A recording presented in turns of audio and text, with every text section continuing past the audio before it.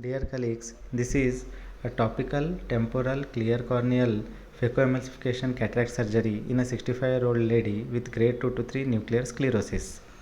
As you can see, a triplanar clear corneal main entry wound has been made, and with the help of same keratome, the side port 1/3 entry is made for the cortical aspiration. Now the anterior lens capsule is stained with a tryptophan blue dye under the air bubble. So after washing out the tryptophan blue dye,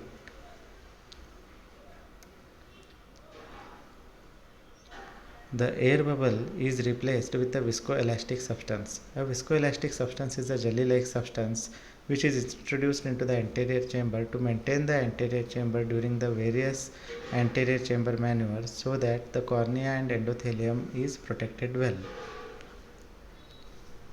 A continuous curvilinear capsular axis is initiated with the help of 26 gauge bent needle. The flap is created and it is graded all around so that a beautiful central 5.5 mm curvilinear capsular axis is created, which is nothing but the opening into the cataractous lens. A gentle hydrodissection is performed on either side, and centrally the nucleus is tapped so that any accumulated fluid behind the lens get escaped. Now the anterior chamber is again reformed with a viscoelastic substance to protect the endothelium, and the nucleus is rotated to confirm that the hydrodissection is complete and capsulocortical adhesions are all broken out. Again the endothelium is coated with the viscoelastic substance and side port entry is made to introduce the dye layer to carry out the chopping maneuver. Now the phaco probe is introduced into the anterior chamber through triplanar main entry wound, and it is buried subincisionally into the grade 2 to 3 nuclear sclerosis, and vertical chop is initiated with the help of the dialer. It is rotated around 90 degree and the chopping maneuver is carried out, and whatever the piece is created, that is emulsified with the help of phaco probe. The same thing is carried out all 360 degree, and the safe emulsification is done in the central 3 mm area.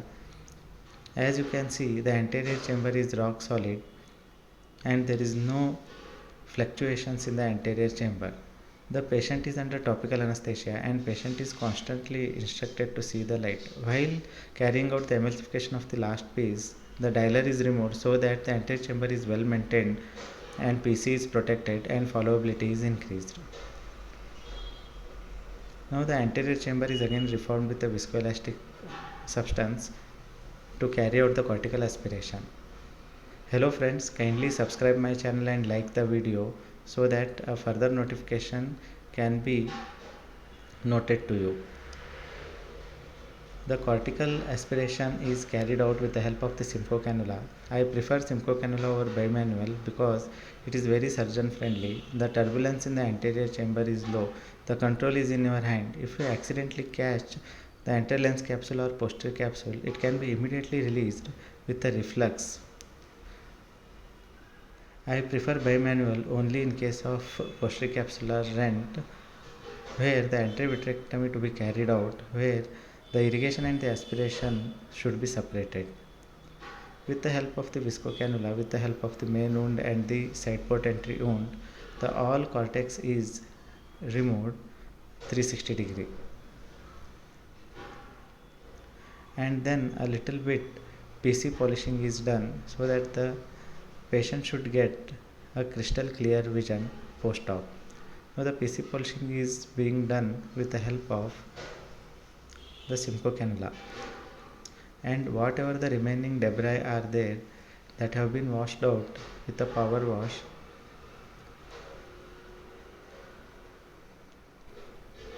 so after doing the power wash, the anterior chamber is again refilled with the viscoelastic substance to prepare for the IOL implantation.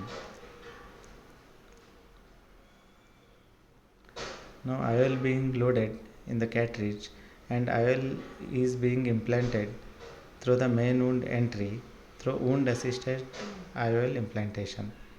So the leading haptic goes into the bag. The trailing haptic is tucked in the bag with the help of the dialer. The remaining viscoelastic substance is removed with the help of the Simcoe. The viscoelastic substance all around should be removed and thorough irrigation to be done, so no viscoelastic substance to be remained into the anterior chamber. So I am going behind the IOL and removing the viscoelastic substance in the bag. Then in the subincisional area, as well as the viscoelastic substance is flushed, which is adherent to the endothelium. The viscoelastic substance in the angle is also removed. Why it is important to remove the all viscoelastic substance is that if any viscoelastic substance is remained in the anterior chamber, it will cause the toss or it may increase the intraocular pressure post-operatively. So after thorough irrigation of the viscoelastic substance, anterior chamber is formed with the help of balanced salt solution, that is BSS, and now the lens is tucked firmly against the posterior capsule. Now the side port entry and the main wound entry are sealed with the help of the hydra of the wound. So these are self-sealed wound and there is no need for any suturing. It is confirmed by confirming a proper intraocular pressure, and the patient is asked whether she can see the light or no at the end of the procedure. So she is saying that she is able to see the two lights, and after confirming that we are closing the case. Thank you very much for patient watching. Kindly subscribe the channel and like the video. Thank you.